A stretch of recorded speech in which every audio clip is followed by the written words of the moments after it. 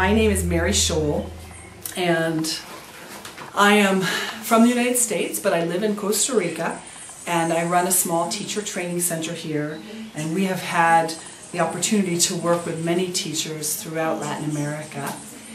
And I'm really grateful and honored to be able to talk with you all today.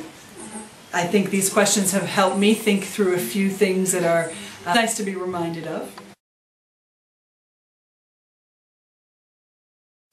I originally started out as a Spanish teacher. I taught Spanish in an elementary school in rural North Carolina for 2 years. I taught 300 children a day. What motivated me to become a Spanish teacher, I really deeply believe that everyone should learn another language, and that this was an opportunity for those children in North Carolina that they wouldn't have otherwise, and it's a chance to completely open their worlds in a new way. I also really believe that language is a great equalizer. Some children who were maybe not so good at math or not good at social studies, in this context, everybody was starting at the same place and everybody had a chance to learn in an equal way. And I thought that was pretty exciting. I wanted my students to have the chance to succeed in language learning. I became an English teacher after going to graduate school. I went to graduate school to do a master's in teaching Spanish, and I thought, I'll just add English on. And I had no idea that teaching English would become the main focus of my professional life. I taught English for 8 years at a university in Japan, and also in a language school. And then I worked in Brazil for a couple of years on a teacher training project with English teachers. And now I've been in Costa Rica for about 12 years working with English teachers throughout Latin America. And the reason I stayed an English teacher and a teacher trainer is because I see so many amazing teachers working so hard, planting so many seeds that are so important for our students. I think all students deserve the chance to have a dynamic, creative, and loving learning experience. And if I can help teachers create that experience for their students, I feel like I'll have done something useful in this lifetime. There's 4 main things I want to share with you today. The first one is I work with what's happening in the classroom. I notice when I feel uncomfortable or uneasy or upset, and I try to figure out those puzzles. What was going on? How can I make learning more exciting, more dynamic, more engaging, clearer for my students? When things go well, I think about, why did it go well? So the first place I start to learn is right there in the classroom with my students. Caleb Gattegno has an awesome quote. He says, the students learn the language, the teachers learn the students. So I think it's a beautiful way, it's a beautiful vision or paradigm for understanding what we do in the classroom. My job is to be a learner. Another thing I like to do once I have a puzzle, I love to read. So I love to read books, I love to read articles, I like to read online and Google things. There's a lot of amazing resources out there, and I think just by reading them and considering them, it's a fantastic way to learn. The third thing I really like to do is to talk with people. I love conversations and dialogues about things. I never know where we're going to end up and what new ideas will come. But so many of the ideas that I've put into my practice and teaching have come from unexpected conversations and dialogues. The fourth thing I like to do to really learn is to ask my students directly for feedback.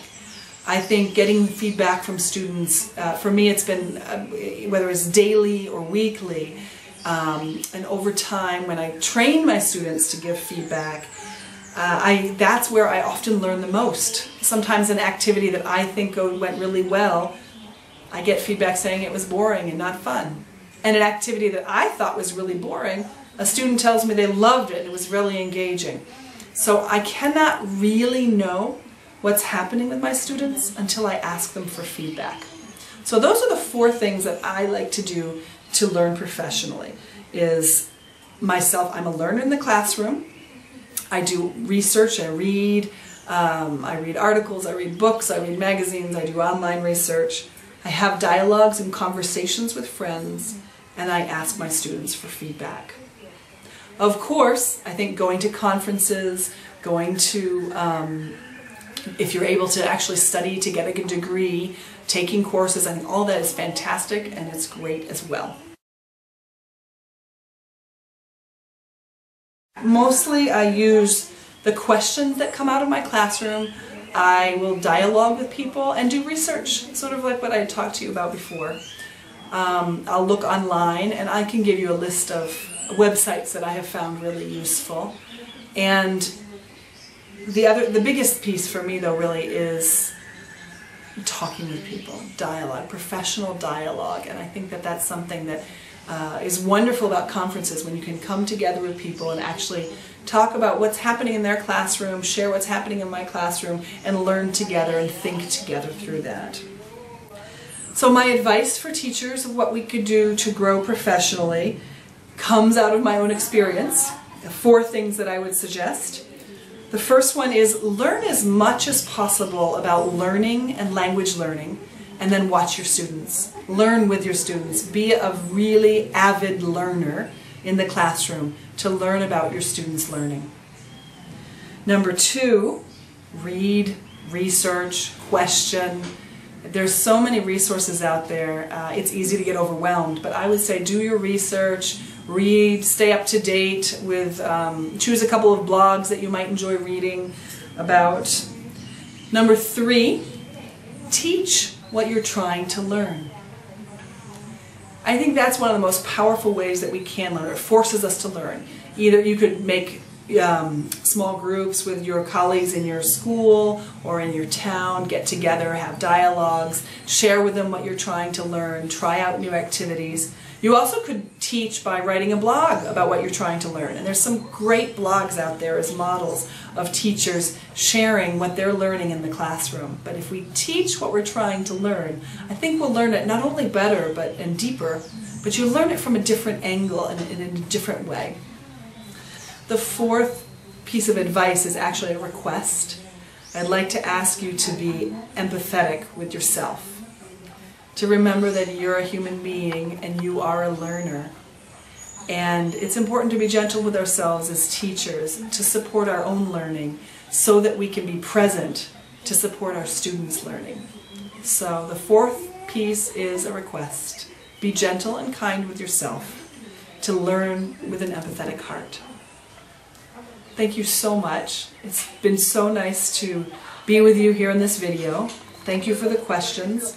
I hope you have a great conference, and I look forward to seeing you someday in person.